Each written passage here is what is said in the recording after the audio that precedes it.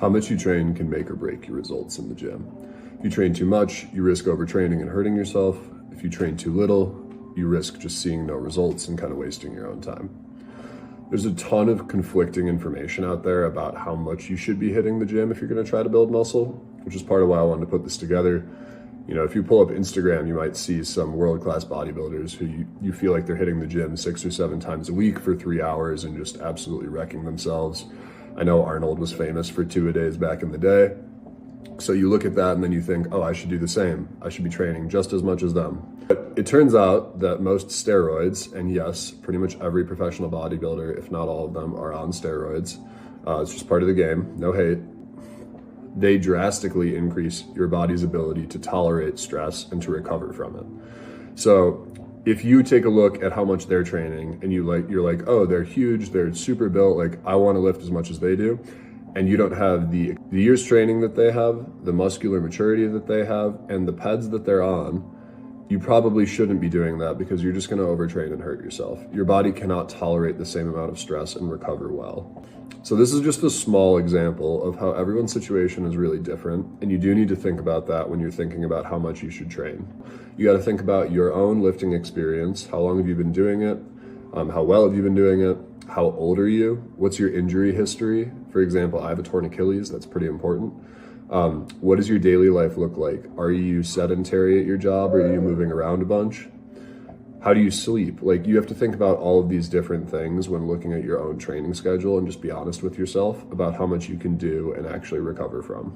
So with that said, there have been tons of studies done on this, and I went through a couple of them, and basically the TLDR of what they've found is that if you want to build muscle, you should aim to do 10 to 20 working sets per week per muscle group.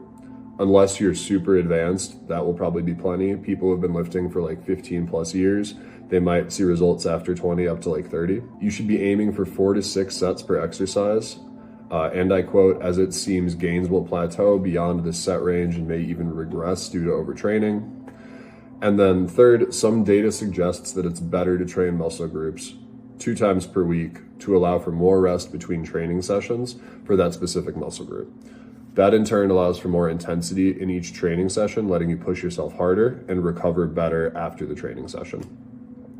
Aside from these 3 things, you should of course be resting a ton because that's where the growth actually happens. We already know the ideal muscle building range of reps is for the reps to be between 5 and 12, sometimes 5 and 15. There's some data that shows it going both ways, but 5 to 12, let's say, for your reps, and they should be challenging. Again, I'll cover intensity next week. We're covering volume this week, but yeah, those are the big things. 10 to 20 working sets per muscle group each week, 4 to 6 sets per exercise. And if you're able to, some data would suggest that training muscle groups 2 times per week could be better. So let's just put all this together into an example of what this could look like. Let's say that you want to train 4 days per week. You can divide up your training a bunch of different ways. Some examples would be if you wanted to do 4 full body days, or 2 days of upper and 2 days of lower, or if you wanted to do more of a bro split, like push, pull, quads and hamstrings, and glutes and calves. So you'd have 2 leg days. So I built out a little example here. I'm going to link the newsletter below, but I'll put it right up here. Let's take a look at the example here. We've got number 2, basically, which was 2 upper days and 2 lower days with 3 days of rest during the week. I think this is a super achievable schedule for most people. This is pretty much what I do right now. And it's what we're going to be doing next week in Sunday Coffee if you're keeping up with the workouts. So we're aiming for 10 to 20 working sets per muscle group, lifting 4 days per week in this example. The main muscle groups that I would advise most people to focus on, and what most trainers would agree with, is chest, back, shoulders, arms, legs, and core.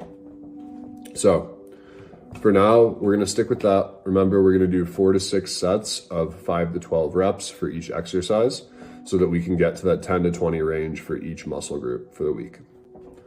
So for upper day 1, I'll just write all of this stuff up here so it's easy to follow along with.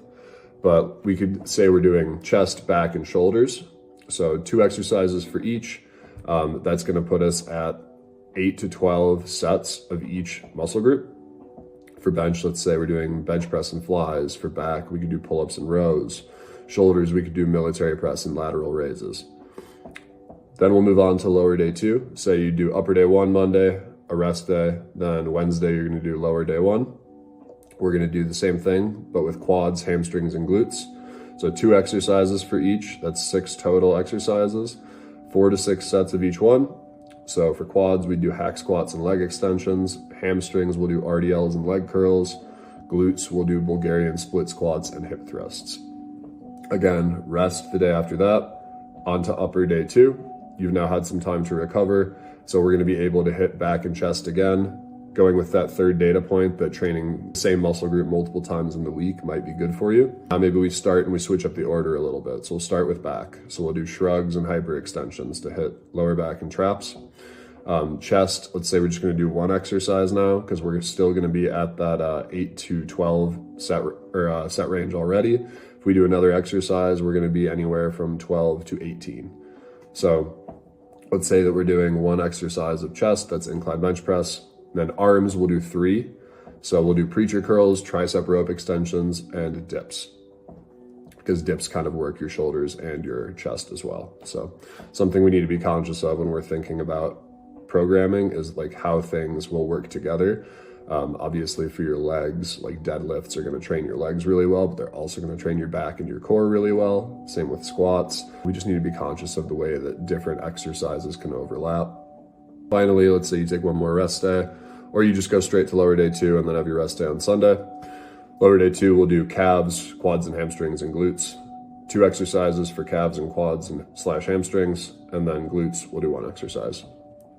So we'll do single leg elevated calf raises, machine calf raises, and then leg press and goblet squats for your quads and hamstrings, and then step ups for your glutes, which again are still going to hit your hamstrings. But in this workout routine, which by the way, this is what we'll be doing next week for Sunday Coffee, with a 5th day thrown in for a little bit of cardio and some core training just to stay moving.